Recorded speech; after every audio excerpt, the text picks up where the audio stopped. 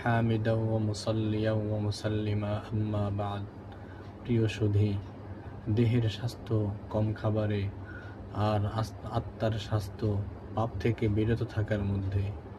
অধিকাংশ মানুষের অসুস্থতার মূল কারণ হল অতিরিক্ত আহার, অযথা ভোজন আর বিলাসী খাদ্যাভ্যাস। কিন্তু ইসলাম শেখায় সংযম ও পরিমিত খাবার।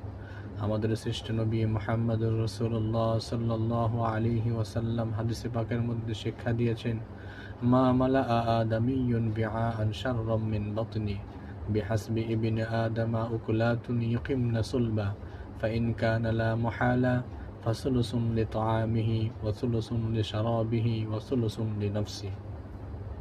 পেটের চেয়ে মন্দ কোনো পাত্র মানুষ ভরাট করে না।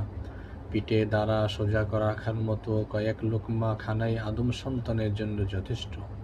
আর যদি অবশ্যই পূর্ণ করতে হয়, তবে 1/3 খাবারের জন্য, 1/3 পানির জন্য আর 1/3 বাতাসের জন্য।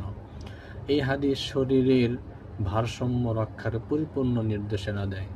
যে ব্যক্তি পরিমিত আহার করে, তার